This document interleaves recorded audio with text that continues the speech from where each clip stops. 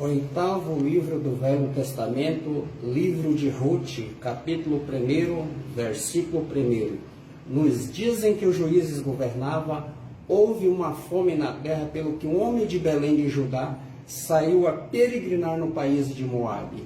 E ele, sua mulher e seus 2 filhos, chamavam este homem Elimeleque. E sua mulher Noemi e seus 2 filhos chamavam Marlon e Quilion, e que era frateu de Belém de Judá, tendo entrado no país de Moabe e ficar ali. Queridos irmãos, eu abri a minha Bíblia aqui no livro de Ruth.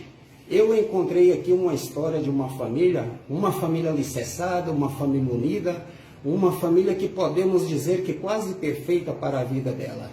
E naquela época, para um judeu, o pai desta família deveria ser o homem mais feliz na terra, porque ele tinha 2 filhos homens. E naquela época, aquele que conhece a Bíblia sabe muito bem que a mulher literalmente tinha um valor bem significante para a vida de um homem. E naquela época, quando um pai tinha um filho sexo masculino, ele se alegrava, ele fazia festa, sacrificava a Deus. E este homem não tinha só apenas um filho, ele tinha 2 filhos homens. Isso aqui era um motivo de alegria, de regozijo para toda uma vida. E agora, quando eu olho para a vida desta família, eu encontrei aqui nesta família pelo menos 3 razões para ser uma família perfeita e feliz na terra.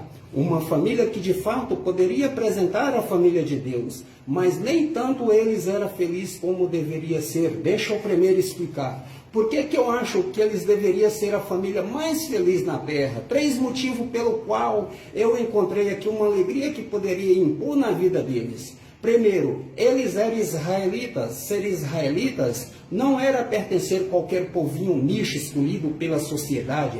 Ser israelitas significava povo eleito, escolhido e guardado por Deus. Fizeram alguma benção, bastava dobrar o seu joelho em terra, lá estava Jeová de pé no trono para te abençoar. Esta era uma grande razão para ser feliz, porque eles eram uma nação eleita. Não bastasse tudo isso, eles habitavam numa terra que manava leite e mel. Habitava numa terra que manava leite e mel, significava que não havia problema, não havia fome, não havia problema capaz de entristecer aquele povo, porque essa terra não havia dado pelo prefeito, pelo vereador, pelo homem público, havia sido dado pelo próprio Deus. E quando Deus dá alguma coisa a alguém, ele dá perfeito, ele cuida destas pessoas nesse requisito.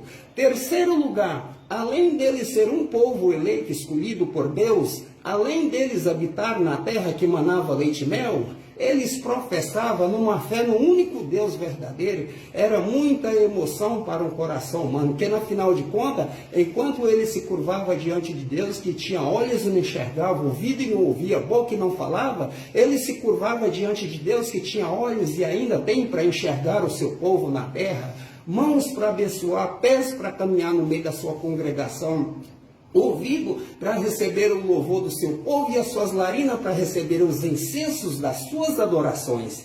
Eles tinham 3 motivos para ser a família mais feliz na terra. Eu começo aqui abrindo a minha Bíblia para explicar essa história aqui na vida da Igreja de Cristo aqui na terra. Eu e você, nós somos eleitos e escolhidos por Deus no meio de tantas pessoas mais bonitas do que você. Poderia estar ocupando este lugar, tantas pessoas mais inteligentes do que você, deveria estar ocupando este lugar, mas Deus achou por bem salvar você, achou por bem exaltar a sua vida e te colocou aqui neste lugar, e te transformou em príncipe e princesa de Deus. Tendo você um príncipe e uma princesa de Jesus Cristo, não é motivo para você ficar aí reclamando tanto da situação, que na final de contas, a alegria do Senhor é a nossa força. Veja só, nós somos eleitos, escolhidos por Deus.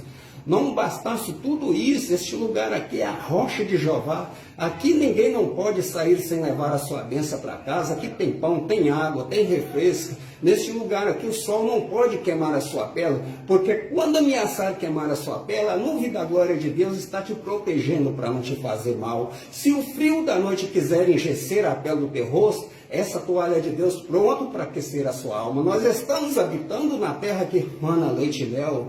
Não bastasse tudo isso, mas ainda servindo um Deus verdadeiro, em quantas nações ainda não conhece esse Deus. Você conhece, você sente, Ele está aqui, já falou conosco. Daqui a pouco o seu coração vai ter que se entregar a Ele. Deus vai vencer você aqui neste lugar. As crises vão ter que bater em retirada, já a enfermidade vão ter que arrumar a trouxa dela para ir embora, porque você serve um Deus verdadeiro que está olhando para você aqui neste lugar. Se isso aqui não é motivo para uma família ser feliz, eu não sei qual é o motivo que pode transformar uma pessoa infeliz ou trazer felicidade.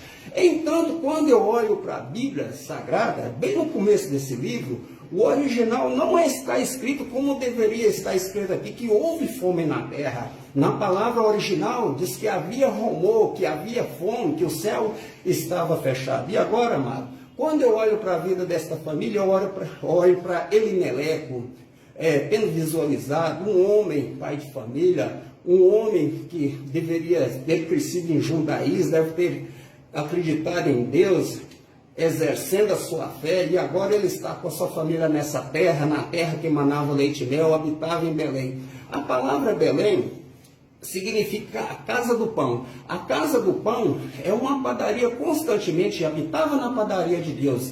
E agora diz a Bíblia que havia rumor, que havia fome, que eu acho interessante, porque muitas pessoas estão entre nós, ainda são capazes de dizer que a palavra não pode nos alimentar, estão passando fome com um banquete tão intenso aqui de vencer os seus problemas no estômago. Jesus vai curar você hoje aqui. Este lugar não pode haver fome, não pode ter fome neste lugar, porque a palavra de Deus está sendo garantida. Deus já alimentou sua alma com canto, louvor. Você não pode permanecer aqui diferente. É algo que Deus tem para você aqui neste lugar. Você tem que entender que esta comida foi preparada pelo próprio Deus para você.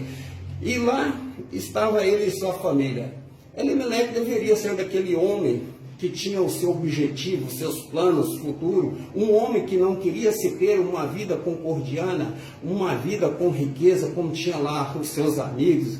Agora ele aproveitou e ganchou o que ele fez, sem questionar a sua família, sem perguntar à sua esposa, sem perguntar aos seus filhos. Eu creio que sem orar a Deus, sem pedir a Deus uma direção, o que ele fez agora? Diz a Bíblia que ele fugiu, deixa a terra de Belém e desce para Moab. Aquele que estuda a Bíblia sabe muito bem disso, que os moabitas, embora fossem irmãos de sangue de Israel, eles eram o inimigo número 1 do povo de Deus. Os moabitas, tanto quanto os moabitas, era filho daquele incesto que houve entre Ló e as suas duas filhas na história da destruição de Sodomas e Gomorra.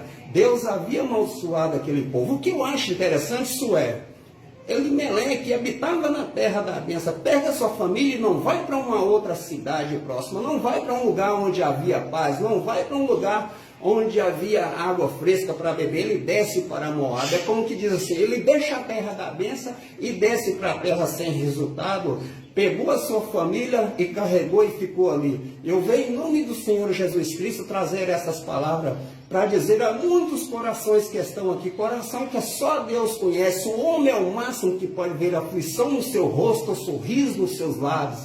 Mas eu sei que você está aí conjecturando, imaginando coisas, pensando de deixar essa casa, a casa do pão que foi oferecida numa terra mais barata em Moab. Segundo a história, diz que em Moab as terras eram tão baratas que ninguém queria. Elimeleque aproveitou e conseguiu transformar uma grande latifundiária. Pensou agora ser rico e proprietário da sua fazenda. Ele não pensou nas consequências. Ele pega a sua família, arrasta e fica ali. Assim diz o Senhor, não existe lugar melhor do que esse aqui para a sua vida e para a vida da sua família. O Egito e o mundo aí fora, nada dessas terras tem resultado, amado. A única força que nós temos nessa vida é buscar as coisas que estão de cima, onde Cristo está sentado à destra de Deus. Isso é, os segundos princípios da história de Paulo, em Colossenses 13:2, Paulo deixou bem claro, pensais nas coisas que são de cima e não nas que são da terra. Amém.